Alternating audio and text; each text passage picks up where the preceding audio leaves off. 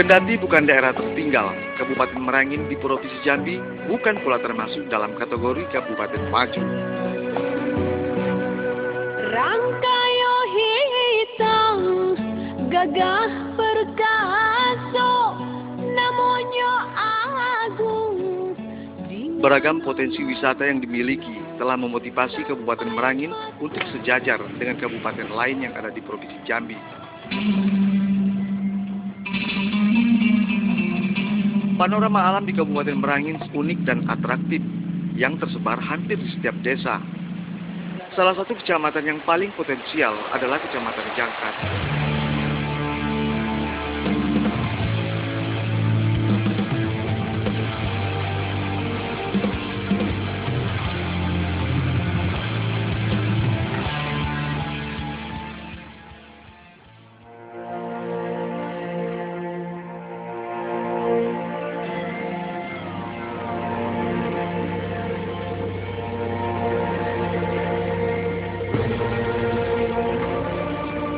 Keberadaan restoran kereta api di ujung Tanjung Muara Musumai di kawasan Kota Bangko telah menjadi salah satu upaya alternatif untuk menciptakan ruang publik yang menjadi sarana wisata kota bagi masyarakat.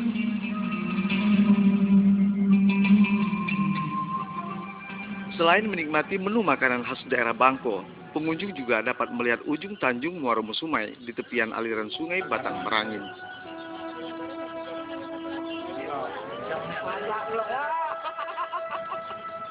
Inilah Jam Gento, sebuah menara yang dibangun di atas bukit yang bagian puncaknya terdapat 4 buah jam besar sebagai penunjuk waktu sholat. Keberadaan Jam Gento ini menandakan masyarakat di Kabupaten Merangin sangat religius yang mayoritas beragama Islam. Kabupaten Merangin masih dihadapkan pada persoalan sosial, budaya, dan rendahnya tingkat kesejahteraan masyarakat. Luas wilayah Kabupaten Merangin yang mencapai 7.679 km persegi ini telah menjadi persoalan tersendiri karena tidak didukung dengan sarana perhubungan dan infrastruktur yang memadai. Kondisi ini telah menjadi faktor penyebab utama atas keterisoliran sejumlah desa. Dari 203 desa yang ada, sebagian besar desa di Kecamatan Jangkat yang paling sulit dijangkau. Distribusi hasil pertanian masyarakat menjadi tidak lancar. Padahal sebagian besar desa di wilayah ini merupakan sentra agribisnis. Tidak jarang pula hasil pertanian yang akan dipasarkan harus terhenti karena truk pengangkut yang membawa kentang, bawang, dan kopi terperosok ke dalam lubang lumpur yang dalamnya mencapai 1 meter lebih. Kondisi ini pun akan semakin berat bila hujan turun.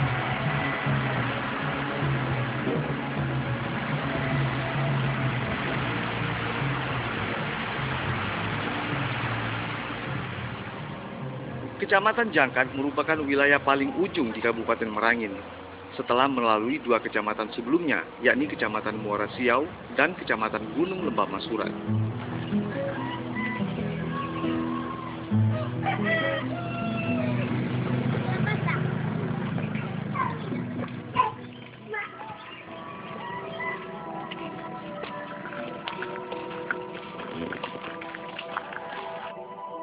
Sebagian besar lahan pertanian di Kecamatan Jangkat telah ditanami warga desa dengan padi sawah, kentang, kayu manis, dan kopi.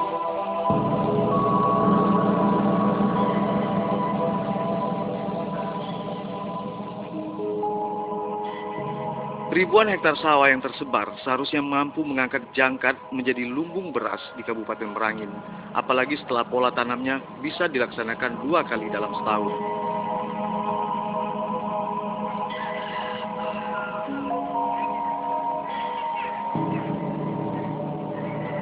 Petani di Jangkat lebih tertarik menanam kayu manis dan kopi, padahal lahan di sini umumnya sangat cocok bila ditanami jenis sayuran dan tanaman buah-buahan.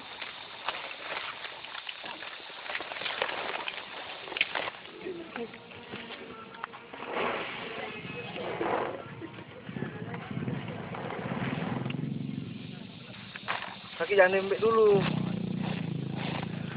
Kesuburan tanah di wilayah ini telah menjadi ikatan yang kuat agar masyarakat tetap bertahan walau berada dalam terisolir.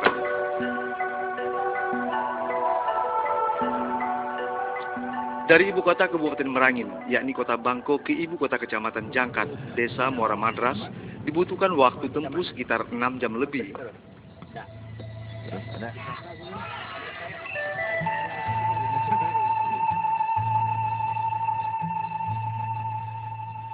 Inilah desa Muara Madras, ibu kota kecamatan Jangkat, yang dihuni sebanyak 519 kepala keluarga atau 2.383 jiwa dengan mayoritas masyarakatnya berprofesi sebagai petani kopi dan kayu manis. Warga desa Muara Madras menanam padi sawah dengan pola tanam 1 kali dalam setahun. 6.000 hektar sawah yang tersebar di dalam wilayah desa Muara Madras ini seolah telah menjadi benteng pertahanan terakhir ketika krisis melanda. Masyarakat desa Muara Madras selalu menjaga tradisi mereka agar tidak tergerus oleh arus modernisasi dan globalisasi. Tidak heran jika 496 unit bangunan rumah penduduk di desa Muara Madras ini sebagian besar masih mempertahankan bentuk aslinya dengan arsitektur tradisional Melayu Islam.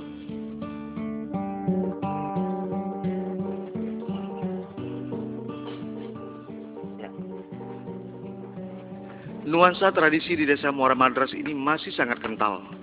Ornamen dan arsitektur bangunan dengan ukiran khas Muara Madras yang terdapat di setiap dinding dan tiang rumah menimbulkan kesan tersendiri dan sekaligus mengisyaratkan bahwa masyarakat desa Muara Madras sangat mencintai tradisi mereka. Hari ini kita laba mumpuh, dia petang hijau debu tanam padi. Hari ini kita tubuh jumpa. Dia esok pagi lah berpisah lagi.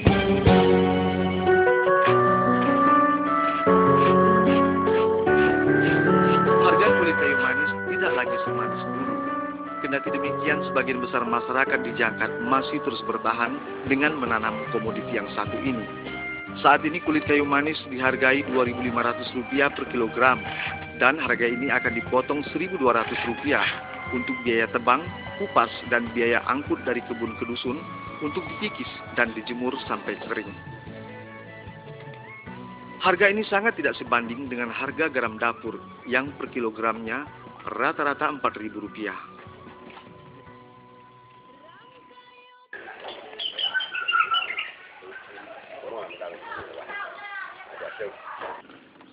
Pohon aren yang banyak tumbuh di sekitar desa telah dimanfaatkan Nasri sebagai usaha sampingan selain menanam padi di sawah. Nasri mengaku hanya mampu membuat 10 cetak gula aren per hari yang dikemas ke dalam satu rangkaian atau satu jare. Kemudian ia jual Rp40.000 per jare. Karena pembuatan gula ini masih ia lakukan secara tradisional dengan hasil yang sangat terbatas. Nasri berharap agar pemerintah membantu di dalam pengadaan mesin produksi, sehingga jumlah gula yang dihasilkan dapat lebih banyak dan mampu memenuhi kebutuhan pasar yang terus meningkat.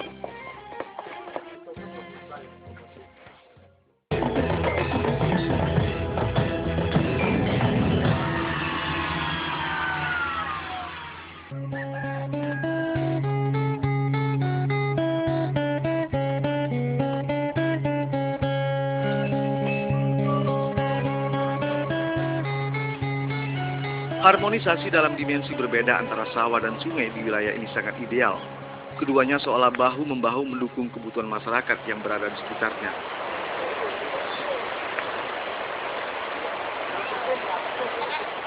Derasnya arus sungai Main Tenang yang mengalir mengitari desa Muara Madras telah dimanfaatkan masyarakat secara swadaya untuk dijadikan sumber pembangkit listrik tenaga mikrohidro dengan kekuatan 140.000 watt.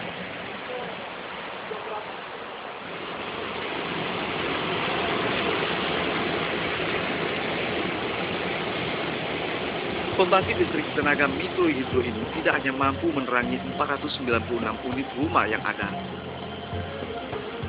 tetapi lebih dari itu, secara tidak langsung ia telah menggerakkan roda perekonomian masyarakat desa secara luas. Alam indah menawan, gunung meninggi, hai tinggi di awan. Danau elok. Dari desa Muara Madras, bergerak ke arah barat dengan jarak tempuh sekitar 20 km, terdapat sebuah danau yang menjadi salah satu objek wisata alam di Kecamatan Jangkat. Danau Pau terletak di Desa Pulau Tengah, Kecamatan Jangkat, sekitar 95 km dari kota Bangko, ibu kota Kabupaten Merangin. Danau alam yang luasnya 70 hektar lebih ini berada pada ketinggian 1.200 meter di atas permukaan laut dengan kedalaman rata-rata sekitar 20 meter lebih. Sama dengan danau lainnya, selalu menyimpan cerita legenda dan mitos yang berkembang di tengah masyarakat yang melahirkan kesan angker bagi sebuah danau alami seperti Danau Pau.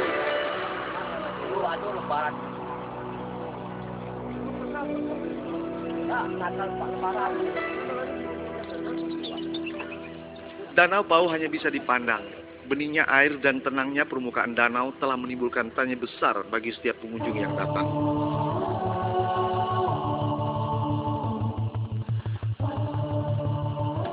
Danau Pau ini memang indah. Perpaduan harmonis antara hutan pohon kayu manis dan kebun masyarakat. Bagai raksasa yang tengah tertidur lelap, menanti tangan lembut dan terampil membangunkannya dari tidur yang panjang.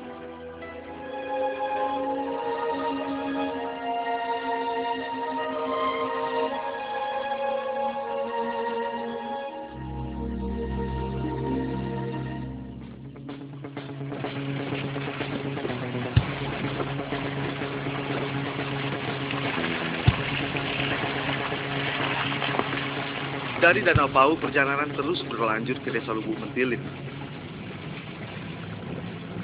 Lubuk Mentilin menjadi desa persinggahan sebelum melanjutkan perjalanan menuju ke Desa Tanjung Kasri dan Renah Kemumu.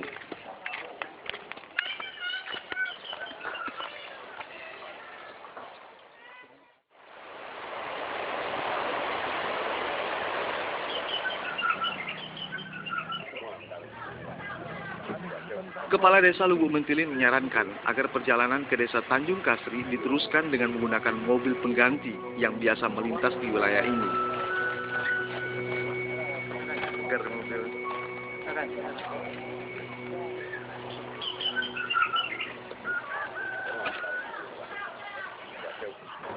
Rantai menjadi alat tambahan yang paling menentukan bagi kendaraan yang akan melintasi jalan lumpur dan mendaki.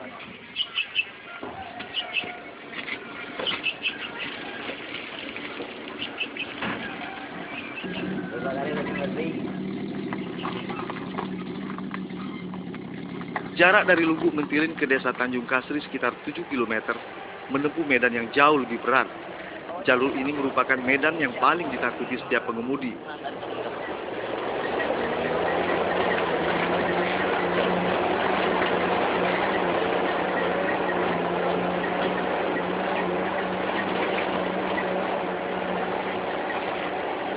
Desa Tanjung Kasri dihuni sebanyak 95 kepala keluarga atau sekitar 410 jiwa yang mayoritasnya adalah petani.